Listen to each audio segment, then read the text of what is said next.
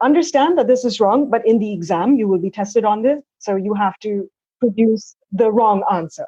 This was our professor telling us this. And I remember being rocked and just thinking, I can't do this. I can't do this anymore. So I felt so betrayed by the system that I really started to just feel so confined and wanted to get out.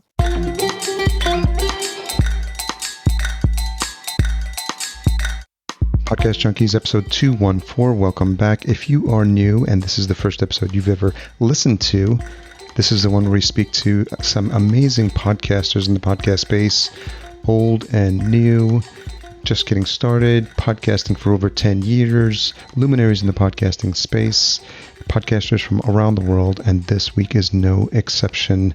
We get to speak to Chhavi Sachdev. She is the number 2 podcaster ever in India, and we get to hear a fascinating story of what's happening in India in terms of the podcasting scene, just how young that scene is, and relative to the size of India itself, it's poised for an enormous breakthrough if it comes anywhere close to what's happening in the United States. Let's rewind the clock a bit and go back to last week. We had a great conversation with Sajid Gupta. He is the founder of Platforms Media, a fantastic and inspiring story of what happens when you chase your dreams, when you follow your passion, when you put in the work. And that's exactly what Sajid did when he lined up and connected with Andrew Warner of Mixergy, which eventually led to relationships and working with the likes of Tim Ferriss and Seth Godin. A truly inspiring story. It was really fun to have that conversation with Sajid, and it's been getting a lot of good feedback. So make sure you check that out. 213, last week's episode. This episode is brought to you by Focusrite and the Scarlett 2i2 sound card. Thanks for all the support the team at Focusrite does for this show. We couldn't be happier to have a partnership with them, and I couldn't say enough good things about the reliability and the quality of the sound card. If you are new to podcasting and you're looking for better control over your inputs, clean gains, and the ability to control your outputs as well, which is really important, then I can't recommend the Scarlett 2i2 3G enough. So this week we speak to Chhavi Sachdev, and we were connected on LinkedIn. And when I realized the connection that she had to the podcasting world, what a passion she had for podcasting itself, and the stories she had to tell, I quickly realized it was important to bring her on and have her share those with you. We had a couple of technical challenges, which you'll hear about in the beginning, but it didn't stop us from moving forward and from having a really fun conversation. She has a great energy and great sense of humor, so I'm very happy to be connected, and hopefully we can get connected in person sometime soon. Coming up in a couple of weeks is the PodFest conference in Orlando. So if you are planning to be there, then make sure we connect. The conference has an app on Hova, WHOVA. So if you are going, connect on the app, and you'll see in the community boards that I've created a board specifically for Podcast Junkies. And if we can get a couple of people interested, I'll find a spot to get coordinated. If you're listening to this after the PodFest conference, then no worries. It's every March in Orlando, PodFest, and so make sure we meet up at a future one. I've been testing out a couple of services which I'll go into in further detail at the end of the episode. Those are ratethispodcast.com/podcast junkies, which is my profile. You can rate the podcast on a variety of platforms, including Apple Podcasts, Podchaser, and Stitcher. They give you instructions and make it easy for you to do that. So make sure you do that if you haven't already. I have a couple that came in last week. One is from my friend Chhavi out of Austin.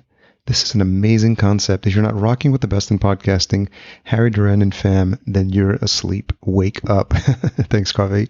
This is from my buddy Clay, Fish Nerds. Harry makes a great show and has a way of getting podcasters to share their stories. If you ever get a chance to meet him in person, give him a big hug. He is a great human. Oh, thanks so much. And this is from a podcaster I don't recognize, Annex 65 on Podchaser. Love this podcast. So many fantastic guests from the podcasting world with insights and great tips to share.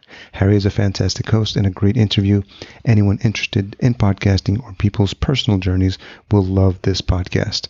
Thank you, Annex 65. And those last three courtesy of Podchaser.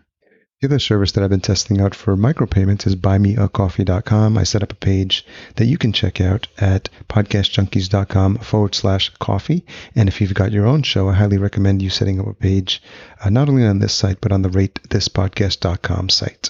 This episode is also brought to you by Fullcast.co, our full-service podcast production company. We help with all aspects of podcast launch, production, and marketing. If you're interested in starting a show or have questions about an existing show, feel free to jump on a quick chat with me at fullcast.co/chat15. That's chat 15. Stay tuned to the end of the episode where I reveal this week's retention hashtag. But for now, let's find out what's happening in India with Chhavi. Chhavi Sachdev, thank you for joining us on Podcast Junkies. My pleasure, Harry. I am happy to be there. If the listener only knew all the hoops, the digital hoops, the continent hoops we had to jump through to make this conversation happen, I think they'd get a laugh out of it as much as we have so far. Indeed. Perseverance and patience. That's our game, isn't it? Yes. We're actually having a time delayed conversation. So for me, it is 10, almost coming up on 10:15 p.m. Central Time Zone. It's almost 10 a.m. here. I'm in Mumbai, India. And so we connected through an outreach I normally do on LinkedIn. I was just checking back in our history, and I realized it was just, every time someone connects with me on LinkedIn, I make it an effort to ask people why they connected. And I think it helps for me at least, to feel like I have a better connection with the folks that I'm engaging with there. And then you replied, and I think something in my profile caught your eye. I think that was the point. And then we just started a conversation there. So do you use, since that's the point of entry, I like to usually have that as an origin story, but are you normally on LinkedIn a lot? Is that how you ended up there? And just, do you usually connect with folks there? I am terrible at LinkedIn. My LinkedIn game was zero a few months ago, and then I have been encouraged to actually try to look there for leads because, like you, I do production work and I also work with bigger clients, not just individuals. So I think I'm a content person. I would love to live in my little silo in a little cave with just recording equipment and scripts in front of me, and then occasionally go out into the real world and collect audio and never have to network. But unfortunately, that isn't how it works. I went to a podcast movement conference once, and Sarah Koenig was there from Serial. Nice. Yeah, it was, and she was one of the keynotes, and everyone was really, it was basically at the height of the Serial frenzy. Oh wow. Yeah. And so people were she was kind of walking through her workflow, and there's this one photo of her that says her in her editing studio, and it's really a picture of her, and she's got a blanket over her head. Well, I have some secrets I share when I do my podcast workshops about how I record. Do you know Ari from NPR? He's got a hashtag, I think it's called Ari Under Jackets, where because he covers a lot of stuff in DC, and he'll be like a briefing or a protest or something. And so there's him with his jacket over his head, and he's recording, mumbling into his microphone. Oh, that's funny. Very funny. My fort or my blanket is actually, I open my closet, and then I have saris, which is, our traditional garb. Yeah. And I have pantsuits and jackets. So I park them in the center like Moses, and then I stick my head into my closet with my script and all my devices on airplane mode and my microphone.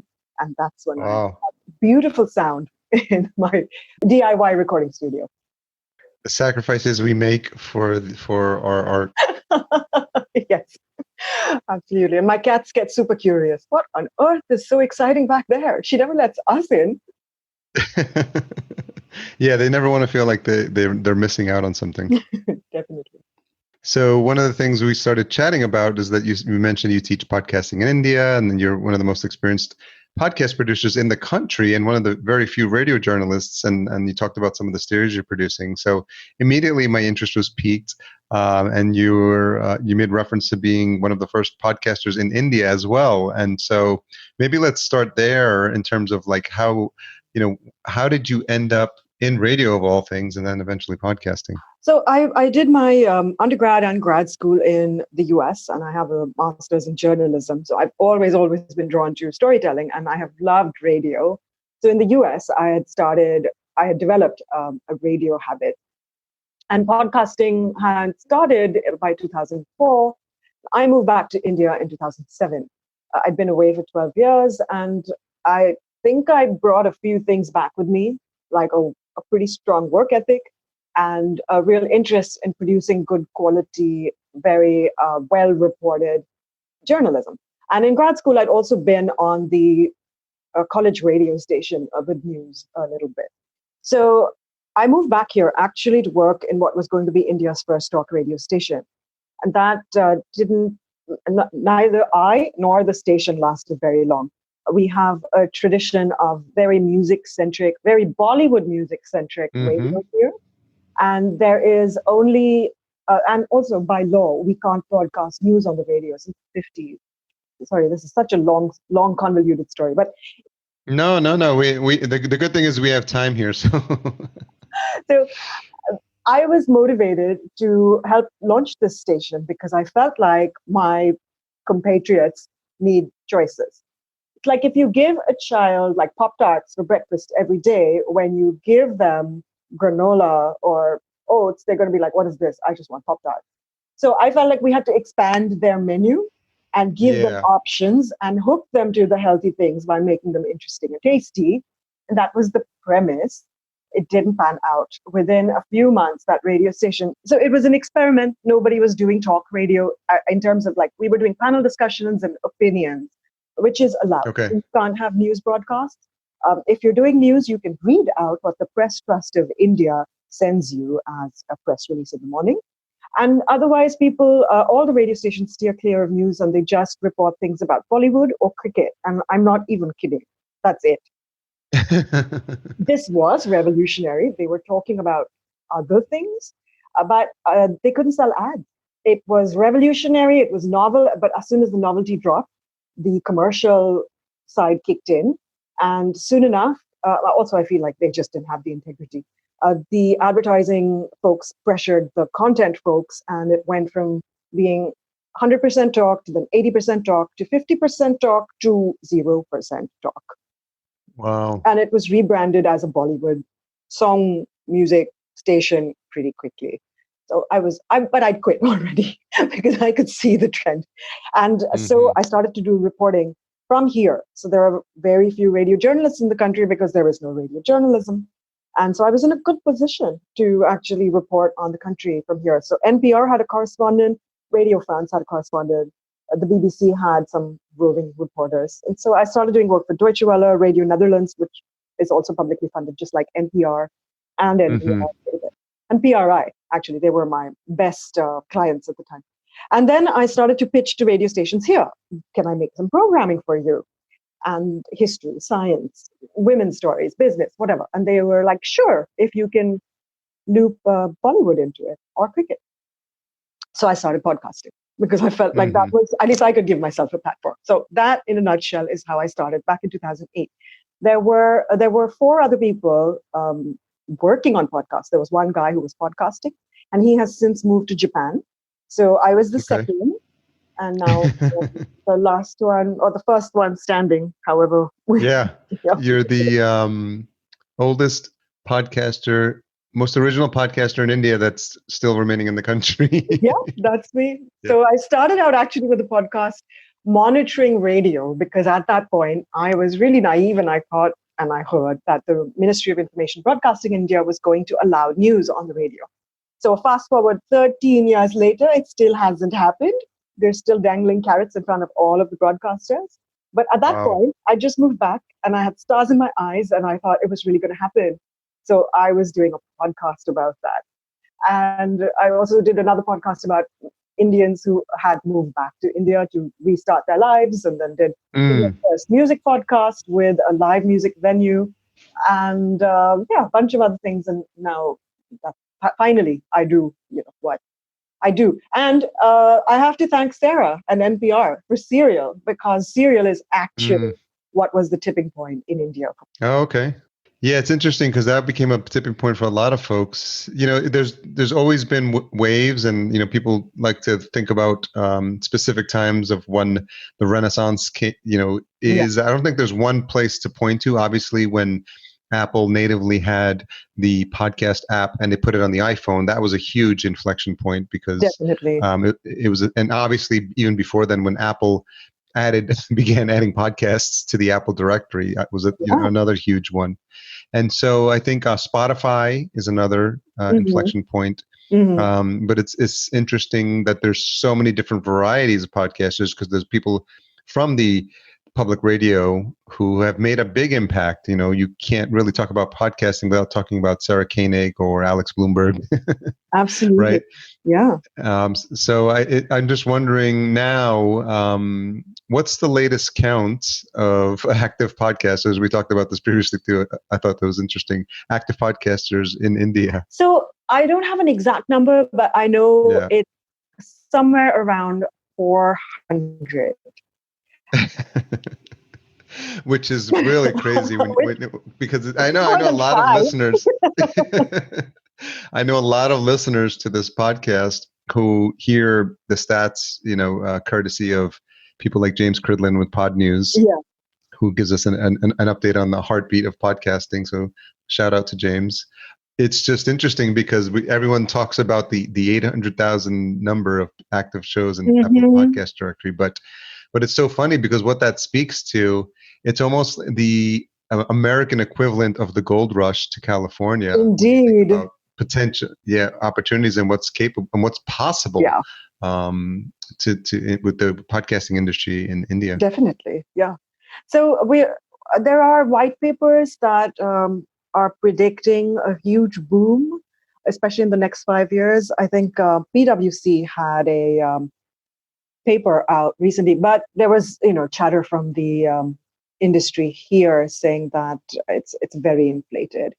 But it's looking hopeful regardless, even if you do compensate for any sort of inflation in the numbers. I guess we're hopeful. I don't know if we'll ever reach 800,000, but we've got enough people, certainly, in our country. Yeah. Yeah, that's the interesting thing, though, right? Because the ability to have an audience, if given the right content, would be open to that type of consumption. There's just so many case studies of dramatic changes in terms of, if you look at South Korea, right? South Korea after the war, and now South Korea as a complete technology powerhouse that, happened in the span of, what was it? Maybe 40 years, 40 to 50 years, maybe. It's crazy. So anything, and the fact that, almost like Moore's law, things are expanding exponentially, right? So the potential for what's available to a tapped-in audience, it seems like you're in the prime location. You have the heartbeat of what's happening on the ground there. Seems to be just a matter of paying attention to what's trending. Well, I think Audible and Spotify are also thinking the same thing, which is why they both entered the market in such a big way in last quarter of last year. In 2019, that's when both came into the country and made pretty big launches and hired a lot of people and set out a mandate to produce original content. And we have a homegrown company that I think is taking it more seriously now because there is international competition in our backyard poised to take over those ears. And so they want a piece of the pie as well. So I hope so, yeah. At the same time, this is something I struggle with. What is the independent podcaster going to do when there are these big conglomerates, and also the news media companies putting out very high caliber content because they can pay for it? So I would like to see the whole ecosystem flourish, and I assume there's room for that, just like in the US or in China even, where it's happening in a big way. What's really fascinating for me is this concept of like a niching down in terms of the audience you serve with a podcast. And because we have the ability here, there's not a TV show or a movie that probably does not have at least 3 different podcasts dedicated to it on a regular basis. So if you think about the model, it's really just extrapolating it. If you just dive down, what are the, not to hover in the entertainment realm, but even within Bollywood, the top movies or the top TV shows or the top bands, like each one of those could be building up a podcast community of what they're called here, or fan casts. Yeah. And it's just, just a matter of like, there's podcasts here on crochet, on knitting, on motorcycles, on Zen. And in that same way, that model could easily be replicated. And it's almost like it feels like a prime opportunity to just claim your space and be, whatever it is, the top motorcycle podcast in India. Well, or something we've got one, and it is the top motorcycle podcast in India. Really? It's the only one. So yes, early mover advantage. Exactly. Absolutely. Yes. Yeah. I tell people in my workshops all the time, just start. Because at this point, you are going to be the only person. And even if you're not the only person, you're the second or the third person. Doesn't matter. You are unique. If you're authentic, you should get listeners for whatever it is you're putting out. Yeah, we might have to talk offline about a business opportunity there, because my marketing mind is already all right. working. Yeah, because yeah. Well, it's so fascinating. So I'm wondering, can you talk a little bit about your original impulse to start your own shows and some of the challenges you went through in the beginning? So I started podcasting before smartphones, right? This was when you needed a cable and you had your phone plugged into your laptop, which was serving as a conduit to download it. But my recording process and editing process hasn't changed very much. I think that part really could use a massive makeover. It's been the same since 2008, even with new tools out there. So I started doing my own podcasts, one, to grow the supply. Two, I felt I was motivated and interested in the subjects, and I felt like this was a good platform. At that point, I was just indulging myself and trying to make something interesting. But I also realized that it becomes a calling card as a business person or as a consultant, because people want to know what you can do. And so my first few podcasts were really easy. One was a commentary, so it was just me. And the second and the third were interviews. And that, as every independent podcast knows, is the easiest thing to do when you have two talking heads and you can just edit quite simply. Yeah. The features and remote recording conversations I did mostly when they were commissioned. But it has, of course, helped me because it goes into my portfolio and it's a demonstration of how rich audio can be as a storytelling medium. So, for instance, in India, because we don't have radio journalism, people don't understand or are not exposed to too much of it. So, they might have heard Serial, they might have heard The Moth, and they get that it can be just talking voices. But to understand that you can build scenes or do even fiction, radio dramas like Victoriosity or Limetown is a revelation for people who haven't heard it. Now, I haven't done something that's so produced in Limetown, but at least by putting my work out there, I can show people blueprints. Like, look, it's not that you need 25 people working on a team to do this. You can do this with fewer people, and you should really aim for the more difficult, more rewarding kind of podcasts. Do you find that model resonates, like something like a Limetown or some of the more, elaborately produced shows with music, with the different acts and how you're breaking up the content, obviously following the model of things that have been successful here in the States? Is there an audience for that type of content, or is it growing? Is the audience there? Definitely. Everybody I have to, or Victoriosity, or even these true crime serials that I follow, they've loved them, and it's aspirational. They wanted to do it. But what I found is when I talk to people, they don't want to commit to producing it themselves because they feel like the cost of time is too involved. I'm open to doing that. And now I think with the bigger players in there, because Audible and Spotify and Savan have some money, hopefully that landscape will change. Because there is an appetite. In our country, the top few genres include horror, which is like radio dramas. They really are quite produced in sound effects. It's campy, Yeah, the true crime thing always puzzles me because I literally have zero interest in it, and I don't understand people's fascination with such a morbid topic. But that's probably a separate discussion. Well, I actually do listen to a lot of true crime, but I listen to many things as well. Yeah, yeah. I mean, but it's huge. There's no denying its impact and its reach, and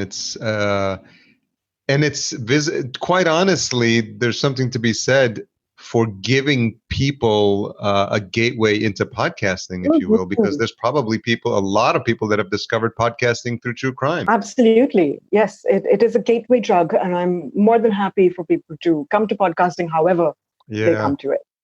Yeah, it's interesting because then what happens is they come into the world of podcasting, they're inevitably on some sort of discovery app or the podcast, the Apple Podcasts application, and then they just start discovering like, oh, I was here for this and now there's this I didn't even know, and then they start to broaden their horizons of what's possible. And then I imagine it becomes like a self-fulfilling cycle because some of those people then decide, well, maybe I can do a show like this, and that's how the podcasters start. Exactly. So I think it works both ways. The demand follows supply, and if you have supply, then you will have demand. So everybody and that's the beauty of podcasts. There is literally something for everybody. And the more niche you become, the more attractive you are to that one person who wants to hear about, crocheting or riding big motorcycles. Neither of which appeal to me, but blessed people making the podcast and listening. So And if you want to go super niche, it's motorcyclists who knit. there is an idea waiting to take off.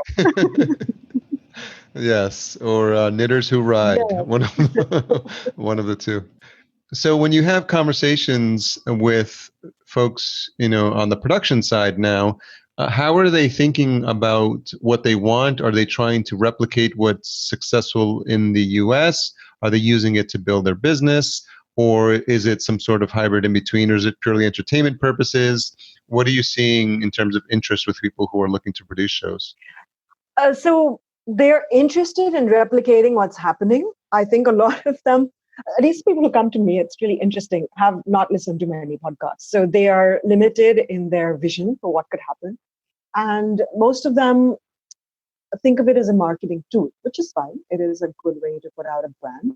But it is disheartening to me how many people just want to do an interview. I can't tell you how many people have come from organizations and said, our idea is for our CXO to interview the CXOs of other companies in our field. Yeah.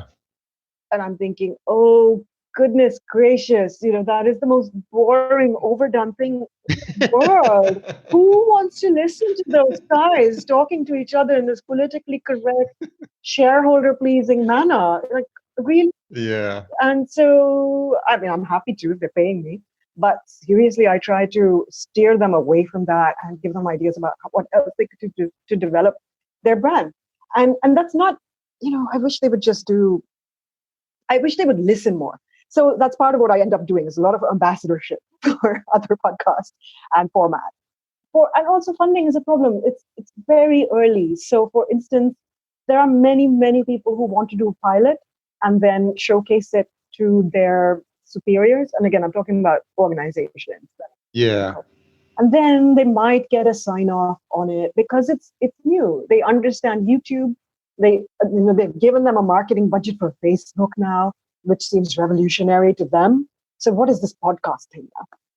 And I guess just like most of the world, the people running the show are slightly older, more narrow-minded men in suits, and this is not their world. So there is going to be change, but it isn't quite there yet.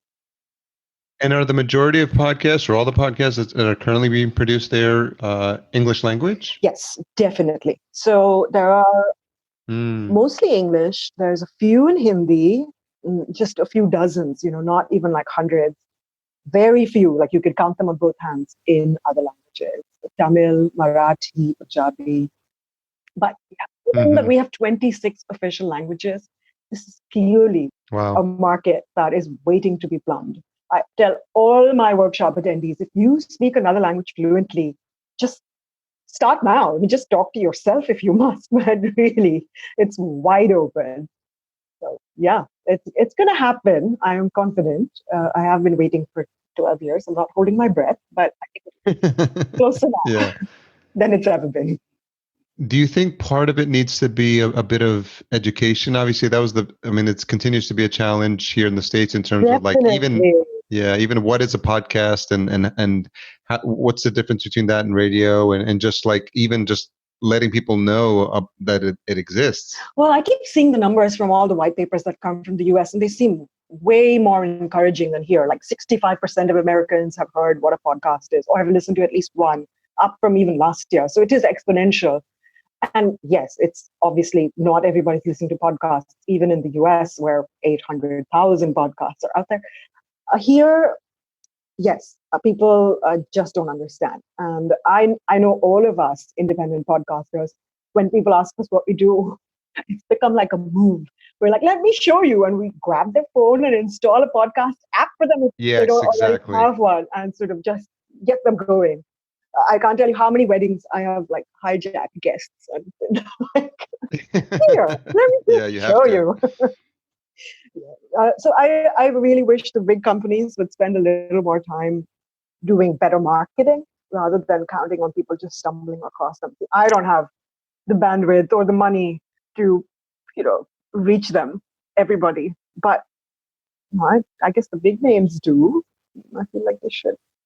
Have you seen any interest or attempts at people trying to gather in any sort of meetup or conference? Oh, yeah. So there have been a couple in Delhi, a couple in Bangalore, which is our tech hub here.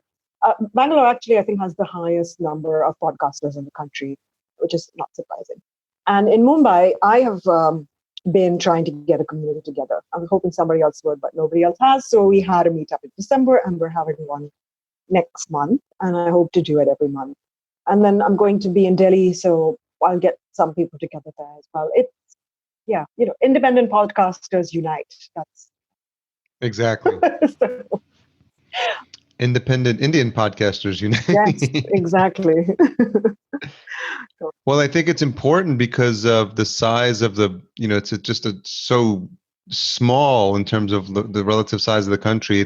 Even if it's just on a country level for now, it's still enough to sort of build a following. So that I think it's just like the early days of any new endeavor or service or tool or product or event. Mhm. Like I think it's the groundswell of the early adopters that really keep the flame lit, so to speak. Absolutely. And because it's so wide, it really needs to be a collaboration. There's no competition. The space is so welcoming of everybody that I think there's a lot people could get from each other if they meet up and learn and share tips and tricks and like where do you host and what mic do you use and which closet space Exactly. works better for home recordings.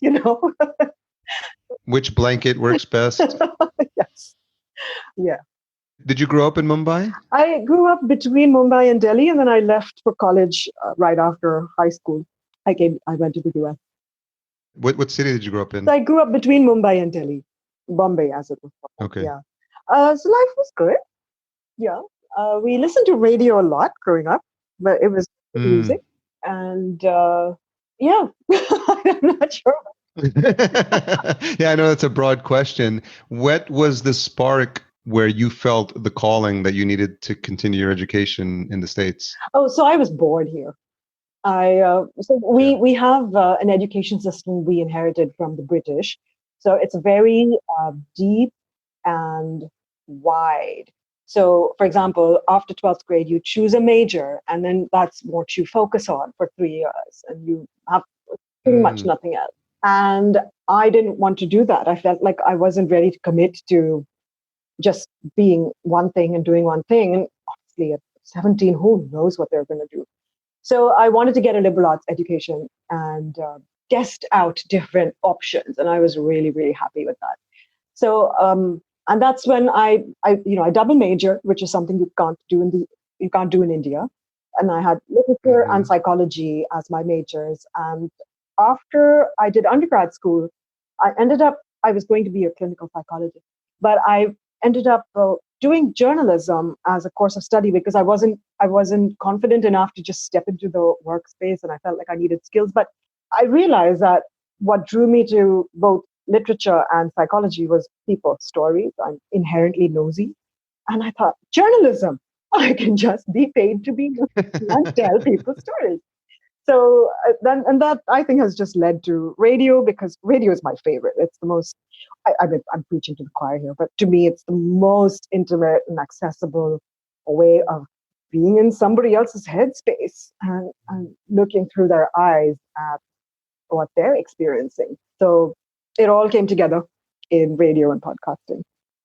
So I'm just naturally curious. So this is why I dig in, and regular listeners will know that I'm curious about like origin stories. And so this drive that you have, because you basically made it clear that the education you were receiving was not going to be enough to satisfy, let's say your intellectual curiosity.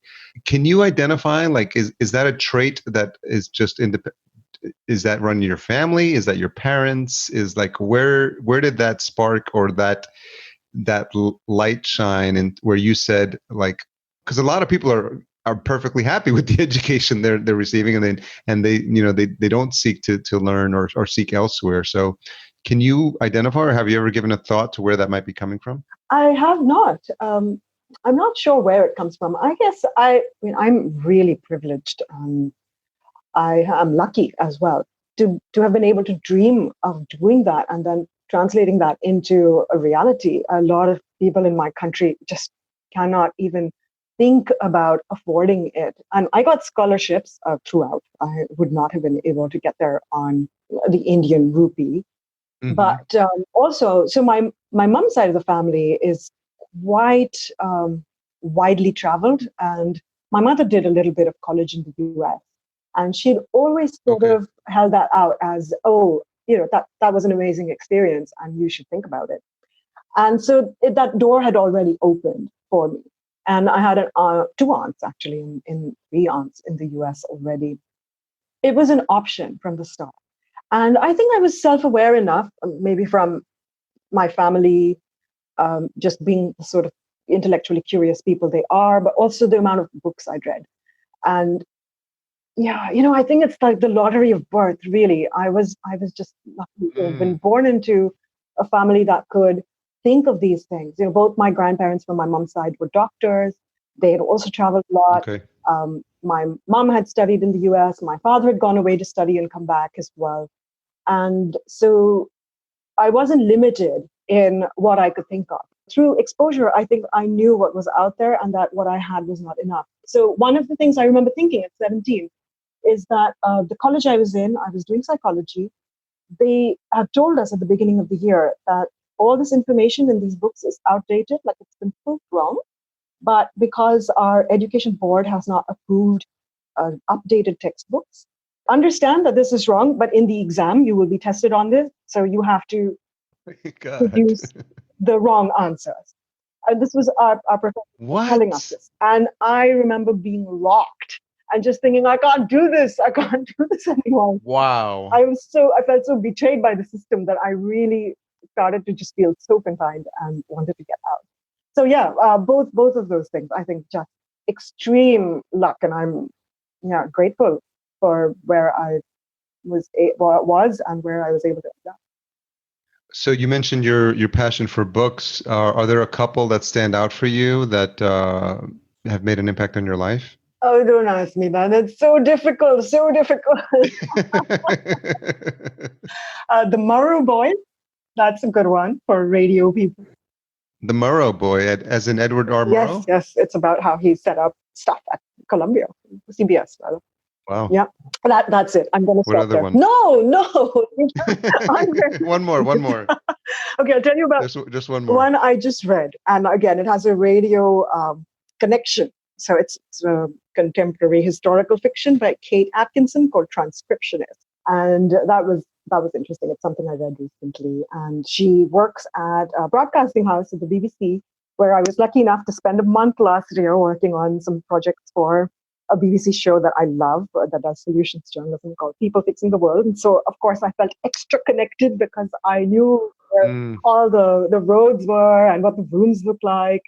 So, yeah, that is one interesting book. It didn't change my life or anything. What do you look for when you're reading a book, and how do you know when one has captured your attention? So I'm pretty indiscriminate. I read anything. I read the backs of shampoo bottles if there's nothing to read. And I like to be entertained. You know, one of the reasons I didn't pursue anything to do with my literature or become like a literary reviewer or anything is because I don't think I'm that deep a reader. I just want to like the story, like the protagonist, and learn something and be transported. And yeah, I'm easy to please. So I read across genres, and I'm also flighty. Like I'll finish something and I'll log in on Goodreads and see somebody else's recommendation and it looks good. And I'll be like, okay, I'll just read that. So I have huge like pending lists of all kinds of books to read. And then I also try to switch between them. Like I won't read two nonfiction books back to back. I need a palate cleanser and then move on to like a different kind of book. Horrible. Yeah, I think it's there's no right way, and I've been listening to a couple of podcasts. I think one was from Jim Collins, author of Good to Great, talking about how he and there's no like commitment to books where if he's reading one and he's no longer interested. I think it was him, but the concept was you don't have to be married or to the fact that just because you started a book that you're required to finish it. So it took me very long to embrace that. I felt compelled to finish stuff I'd started. And then I met somebody who is at a party and he said, but think of the books you're not reading while you're studying with one. And I was like, oh my goodness, this just turns it around. And it's like, yes, I could be reading something else in this. Oh, sorry. It was Naval Ravikant. That's how I remember. Okay. Yeah. I don't know if you follow him, but if his interview with Joe Rogan is it was the number one listened to episode according to Breaker for 2019. I missed that boat. I will listen immediately. Yeah, he's fascinating. It's funny because he's very logical in terms of his thinking, and he's got me down this rabbit hole of systems thinking now, which I'm following all these people, and I find the concept very fascinating. So I'm Farnham Street is my new podcast rabbit hole. All right. They've got some just very deep thinkers there, and it makes my head hurt a little bit. But I take that as a good sign. Yes, those are your brain cells expanding and the neurons firing harder. And what's funny about that dynamic is he has a brother named Kamal Ravikant who is more heart-centered. Oh. And I heard him on another podcast talking about like love and forgiveness and stuff like that. So interesting. All right, I will check out Mr. Ravikant on the Joe Rogan Experience. So since you mentioned you read shampoo bottles, I have to ask you what's your favorite shampoo that you've read recently then? You don't have to answer. I couldn't resist. Because it will feel like I'm giving them a plug. That's true. This episode's sponsored by. Yeah.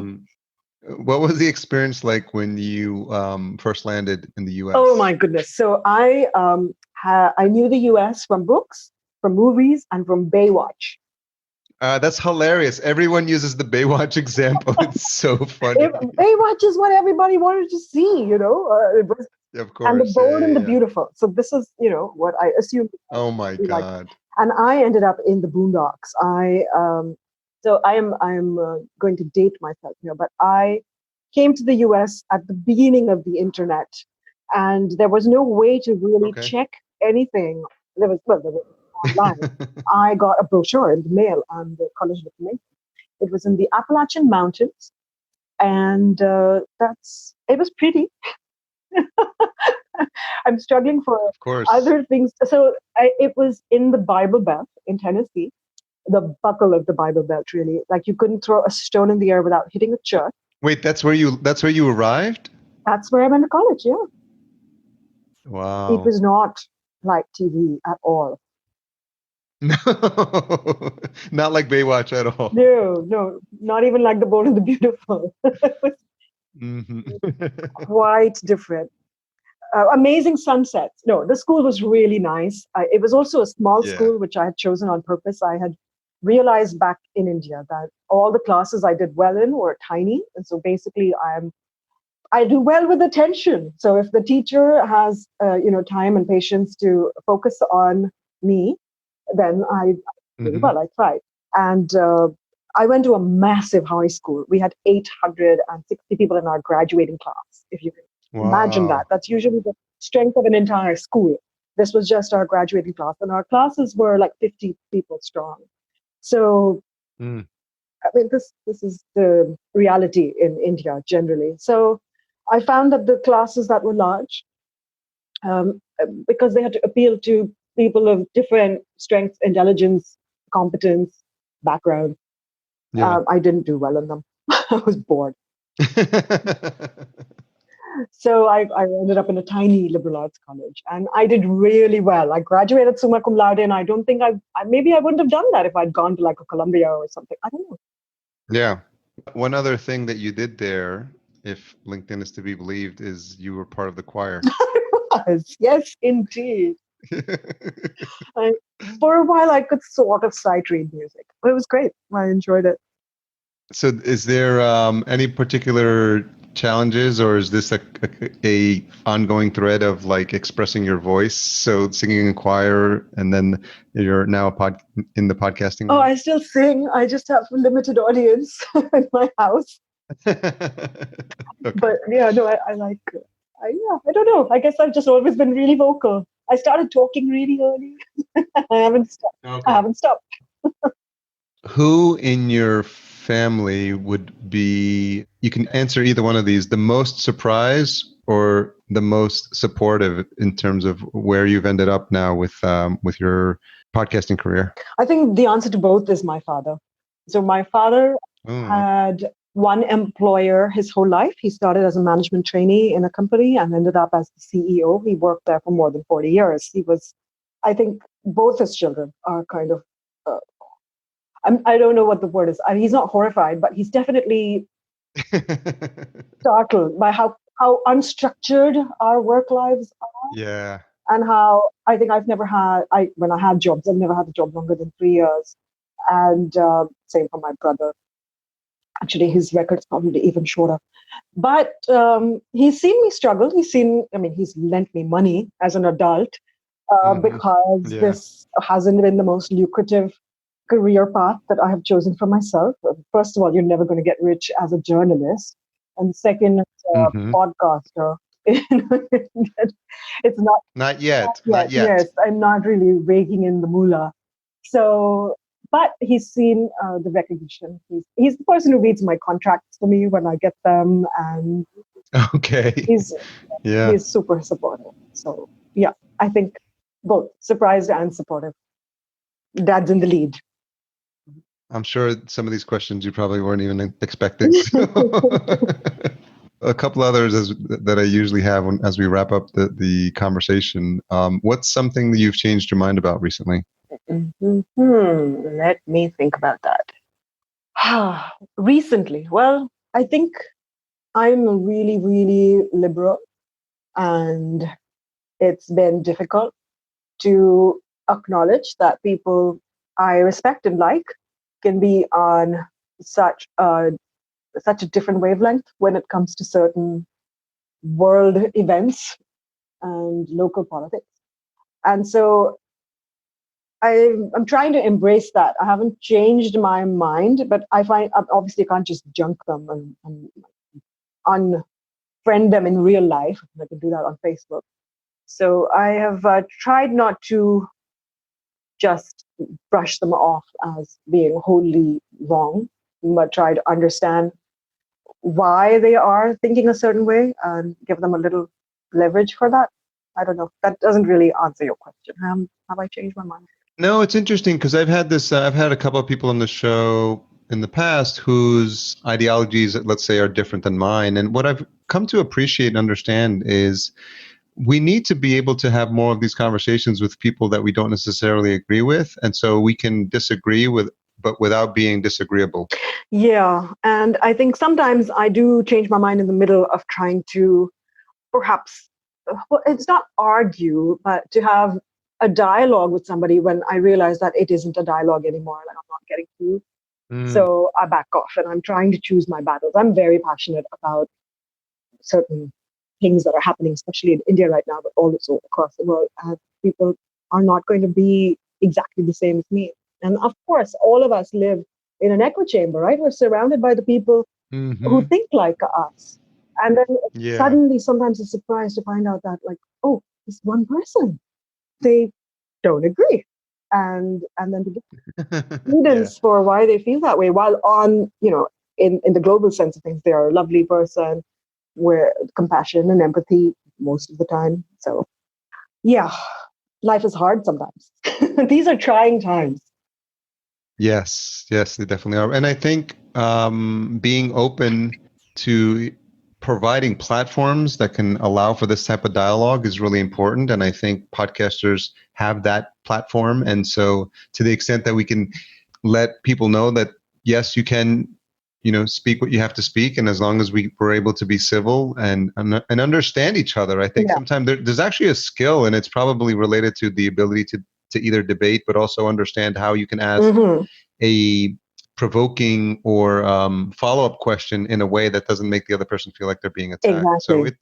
So it's definitely a skill. Well, I'm not sure I have it, but I think at least I'm learning to back off when I feel like the dialogue. Well, that's a start. Yeah. What's the most misunderstood thing about you? Oh, I don't know. I feel like I'm an open book. I really don't know. What if we asked one of your family members? I think, well, they'd be right too. I think my mother thinks I have a really bad temper, but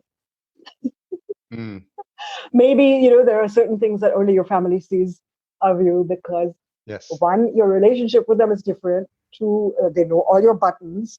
And three, you can sort of be yourself with them because, of course, once you lost your temper, there will be forgiveness and we'll just have to carry on because we're family forever. That's true. Blood is thicker than water. Yeah. Also, I think our family is a little volatile, but then we're quick to move on. Yeah. Well, Chhavi, I think this has been a definitely wide-ranging conversation, and I appreciate you. I appreciate you being a good sport and just educating me and educating our listeners into what's possible, what's happening, a bit of your story in terms of the podcasting, because I think it's just fascinating, and I love to bring more people on that are painting the picture of what's happening around the world, and especially in a country with so much potential as India. I feel honored that our paths have crossed, and I've been able to share your story. Well, thank you very much for having me, and of course, I am happy that our tribe is increasing. Podcasters unite. Yes. So where's the best place for folks to connect with you online, if anyone wants to do that after our conversation? Well, I'm on Twitter quite a lot, both as Sonologue, which is my production house, Sonologue, and also Chhavi, and my website, sonologue.com, sonologue.com. And we'll make sure we have all those links in the show notes. Thank you so much again. Thank you, Harry. For time traveling with me. Absolutely, my pleasure. Thank you so much. So thanks again to Chhavi for joining me at a challenging hour, and even more challenging getting us connected. I think we spent close to about half an hour trying to make a connection work, and it was a mix of tech and not the strongest Wi-Fi signals, but we were able to make it happen, and I'm grateful for the opportunity to talk to her, learn what's happening, and share with you what's happening in India. Thanks again to our episode sponsor, Focusrite, maker of the Scarlett 2i2 sound card. As I mentioned at the beginning of the episode, I'll be in Orlando at PodFest the week of March 4th. So if you're there, make sure we connect. I'd love to meet up, trying to work on scheduling an official Podcast Junkies meetup on the Hova app, WHOVA. So if you're going to PodFest, make sure you sign up to the app to see what's happening there. I mentioned a couple of services that I've been testing out to engage with and get promotion for the episode. Regular listeners will know that I'm a big fan of Podchaser, but there's a couple of other services that I've been checking out. Number one is ratethispodcast.com/podcast junkies. You can claim your profile and your show there. They have a free service and a paid service, and I highly recommend checking it out as a way to engage your listeners. I'd invite you to check it out and write a review for this podcast. They've made it incredibly easy for you to rate on all the top locations where we're rating podcasts now, which include Apple Podcasts, Podchaser, and Stitcher. Another service which is fun to try out is buymeacoffee.com. You can check out my page at podcastjunkies.com/coffee. Again, these are small micropayment enabling sites that allow you to engage with your listeners in a fun way and have them see what's happening and see how they can support you. Don't forget, we have a Facebook group just for listeners of the show. It's called Podcast Junkies on Facebook. Thanks again to Cedar and Soil for producing the music that goes into this episode and this podcast, and has been doing so since the beginning of 2014. Full podcast production and marketing provided by fullcast.co, our full-service podcast production consultancy. If you made it this far, you're no doubt listening for the retention hashtag. This week, let's make it Chhavi in India. So I'll give you a hand with the spelling of that. Chhavi is 2 H's, so it's Chhavi. In India, hashtag Chhavi in India, and you can tag her on 2 channels. Her handles are Chhavi, Chhavi, and Sonologue, Sonologue. That's Chhavi with 2 H's, Chhavi, and Sonologue at Sonologue. And of course, we can tag me at podcast_junkies. Tune in next week for my engaging conversation with Juan Sepulveda, host of several podcasts, including The Gentleman's Brotherhood. We've known each other for over a year at least now and keep running into each other at podcasting conferences, and finally had a chance to sit down and have a really good conversation. I think you'll really enjoy that one. Thanks for everything you do to support this show. Hope you have a fantastic day.